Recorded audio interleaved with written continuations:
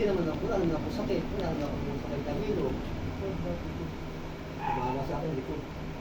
Matagal ako namin. Aksidente po. Aksidente po yun.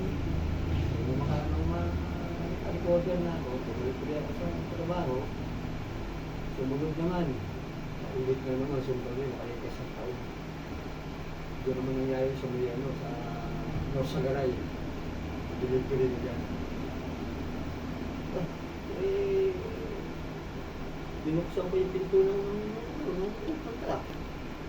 Yung galing kaliwa ko na yan, maraming mga sanga. Bumaba na dahil bago rin ako nakaulit ng Telarong. Maraming lumipas ko na natin. Yung ginawa ko, para baka ako magpasabig siya, nilulong na. Yung pinto, yung stopper yun eh. Kumbaga sa 180 degrees, naka 90 lang siya. Nakasanggal yung dipdip ko ron. Pero hawak ko yung gulok ko, pinataga ko. Pagising ako, doon ako sa barak, laka ng bukol ko rito. Hindi masusan ako, bukara ako.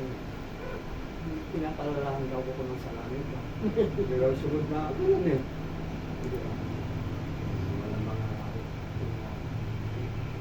Lahat ng tungkulin ng mga Kristiyano ngayon sa ano, ilang panahon ko. Basta araw ng misa ng linggo, parang masya ano mangyayari. Napasok ko sa simbahan. Pagka naman dumating ang simpang gabi, yung pagkagwan ng December naman. Katoliko po, So sana ko inabutan ng simpang gabi. Kasama pati truck doon sa harapan ng simbahan na parada ka dito. Hanggang sa Batangas, sa La Union, sa Tarlac. Parada kayo sa inabutan ng ba't nakita kong bisa ng Madayaro. Sabi ng penalty ko, ba't ka ako?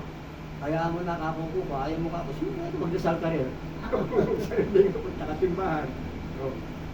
Ako di, ayaw mo nung ako, baka sakaling manalangin tayo, nakitagan yung buhay natin, tsaka bukod doon, iligtas tayo sa lahat ng mga disgrasya sa daan.